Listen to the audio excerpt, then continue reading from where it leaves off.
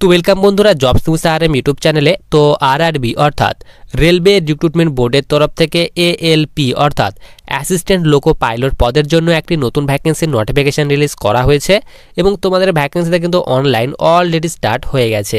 তো তোমরা যারা এখনও পর্যন্ত ভ্যাকেন্সি সম্পর্কে জানো না, তো তাদের জন্য কিন্তু ভিডিওটি অত্যন্ত গুরুত্বপূর্ণ হতে চলেছে।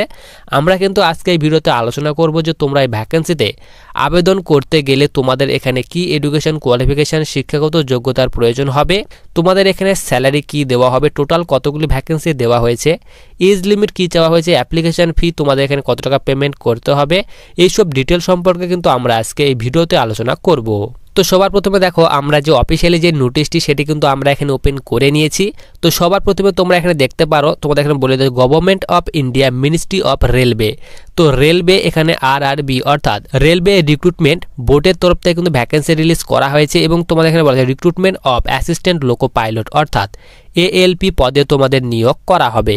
এখানে তোমাদের নিচে যে এখানে ইম্পর্টেন্ট ডেটস, সেই ইম্পর্টেন্ট ডেটসের কথা এখানে বলা হয়েছে। তোমাদের কিন্তু অনলাইন অলরেডি স্টার্ট হয়ে গেছে 20 জানুয়ারি 2024 থেকে এবং তোমাদের এখানে ক্লোজিং ডেট সেটি বলা হয়েছে 19 ফেব্রুয়ারি 2024 পর্যন্ত আবেদন করতে পারবে এবং তোমাদের এখানে ভ্যাকেন্সির এখানে ডিটেলস দিয়ে দেওয়া হয়েছে। এখানে পোস্ট বলা হয়েছে এএলপি অর্থাৎ অ্যাসিস্ট্যান্ট লোকো পাইলট পদে নিয়োগ করা হবে। এখানে তোমাদের যে পে লেভেল সেটি বলা হচ্ছে লেভেল 2 এর বেতন দেওয়া হবে, 19,900 টাকা পর্যন্ত এখানে পার মান্থ বেতন দেওয়া হবে এবং তোমাদের এখানে বয়সের কথা বলা হয়েছে 18 থেকে 30 বছর বয়সের মধ্যে বয়স হতে হবে এবং তোমাদের এখানে টোটাল যে ভ্যাকেন্সি সেটি বলা হয়েছে 5,696টি টোটাল ভ্যাকেন্সি দেওয়া হয়েছে এবং নিচে তোমাদের এখানে যে এজ সেটি বলা আছে 1/7/2024 থেকে তোমাদের কিন্তু কাউন্ট করা হবে।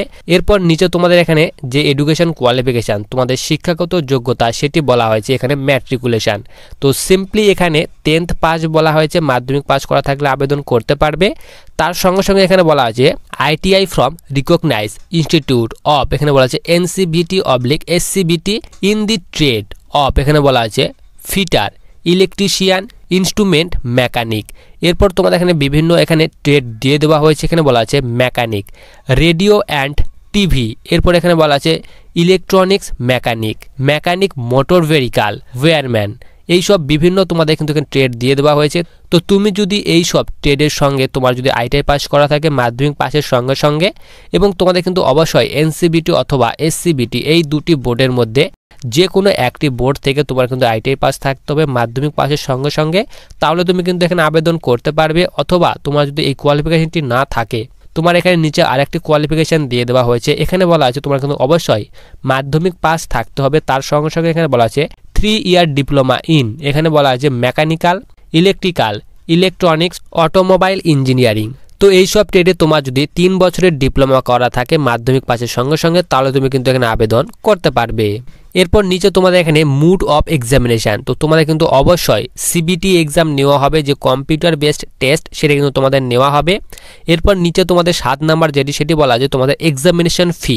তো তোমাদের এখানে এক্সামিনেশন ফির কথা বলা আছে 500 টাকা তোমাদের পেমেন্ট করতে হবে এবং তোমরা যারা SC ST এবং ex serviceman female category student তাদের ক্ষেত্রে কিন্তু এখানে 250 টাকা অর্থাৎ অর্ধেক তোমাদের অ্যাপ্লিকেশন ফি পেমেন্ট করতে হবে।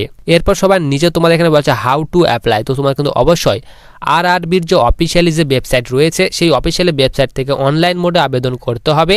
আবেদনের লিঙ্কটি কিন্তু আমি ভিডিওর ডিসক্রিপশন বক্সে দিয়ে রাখবো। তো তোমরা সেখান থেকে কিন্তু ভ্যাকেন্সিতে ডাইরেক্ট গিয়ে এই অফিসিয়ালি ওয়েবসাইটে গিয়ে তোমরা কিন্তু আবেদন করতে পারবে।